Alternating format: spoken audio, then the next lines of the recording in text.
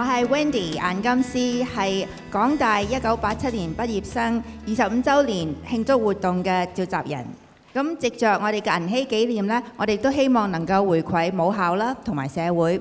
咁所以大概喺2個禮拜之前呢，我哋就舉辦咗一場土姐 Hong Kong U Exchange Fund 嘅 Scholarship， 即係一個能夠現任學生可以去海外留學交流嘅籌款嘅專場，令到呢我哋嘅同學，尤其一啲嚟自基層家庭嘅同學呢，都有機會去到海外體驗下唔同嘅學習環境，增廣見聞。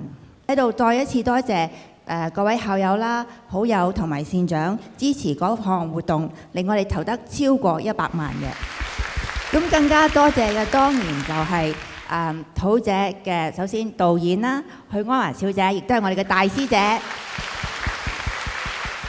多謝土姐嗰個主角嘅本人，即係個主人翁 Mr. Roger Lee。咁亦都係呢部電影嘅主角啦，葉德嫻小姐，同埋當然劉德華先生。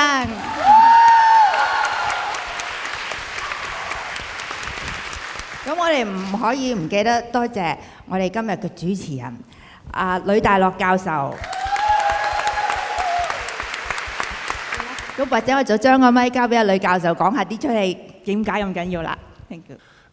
套戲裏邊咧亦都講到好多有關，我相信而家我作為一個社會學嘅研究人呢，係比較少人去諗嘅問題嚟嘅，因為個問題除咗講緊主僕之間嘅關係、人同人之間嘅關係之外，其實亦都會提到就係，譬如我哋而家面對緊人口嘅老化、老人家嘅問題。其實同一時間，我哋有冇人足夠提供準備俾我哋去照顧老人家呢？咁樣，或者我哋識唔識去照顧老人家呢？我哋照顧老人家嘅時候，如何去面對呢一樣嘢呢？咁樣喺老人院相處咗3年嘅時候呢，好似做咗3年嘅 research 咁。咁就喺中間呢，我發覺老人院其實唔係一個咁可怕嘅地方，即係其實係一個都幾好多趣味性嘅嘢會發生嘅。咁所以咧就喺個過程之中咧，我哋2個人咧都盡量係苦中作樂，就睇下周圍啲環境咧嚟睇下有咩嘢好笑嘅咧，大家一齊笑下，咁就令到成個過程咧係輕鬆啲嘅。咁我哋就經過好多 experiment， 就將後邊華仔喺嗰度機場，其實收到土姐死訊，一個人喺咗西北嗰陣時咧，成段嘢就擺咗喺前邊。但係嗰段嘢可以係 flashback， 可以係 present， 可以即係嗰種模棱兩可咧，原來好荒謬嘅感覺咧。咁就佢咧就同土姐一開始好生活化喺街市咧，有一個相比，但係同時間就唔知係幾時講嘅。咁嗰種感覺咧，就又虛幻又蒼涼，就啱啦。咁啊，土姐就聽樓攞咗啲樓出嚟就開始穿針，咁跟住咧就到我嚟見到佢喺度穿針，我哋穿咩針啫？嚟等我嚟啊！我又喺度穿好耐都穿唔到，咁跟住關婆婆就話等我嚟啊！咁關婆婆真係一拎過嚟就穿到，所以其實佢係住喺老人院，應該係我哋2個。咁其實因為佢係一個好，我覺得佢係一個好開心嘅老人家。咁同埋佢其實如果我自己都覺得啦，即係我自己覺得關婆婆喺裏邊睇到個老人家，如果佢係你嘅父母，你真係非常之幸福。佢每一日咧朝頭早咧都唔使任何人照顧。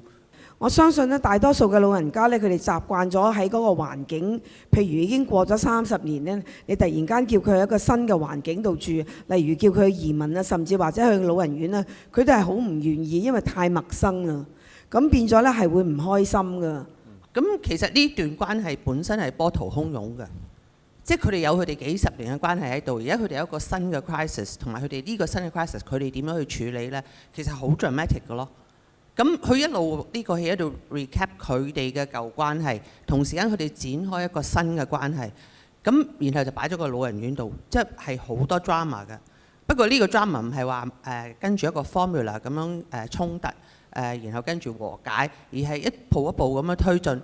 咁其實嗰個最大嘅即係 protagonist 就唔係佢哋自己，而係死亡啫嘛。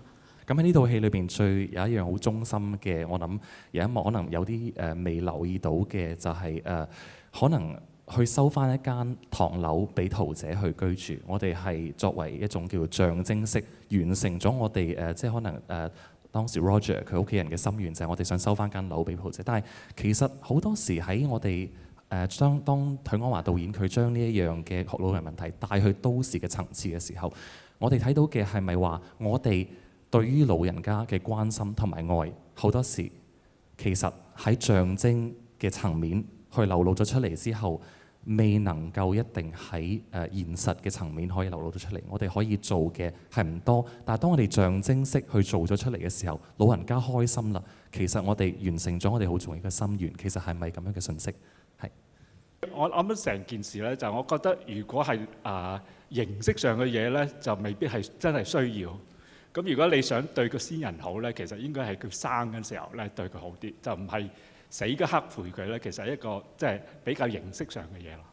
咁所以其實即係點樣去表達你個愛，其實有好多方法㗎。咁喺戲裏邊，其實我哋擺低咗好多種子，好多方法去孕育你嘅愛嘅。咁呢個方法，只要你揀到你自己適合嘅方法，咁就已經係正確㗎。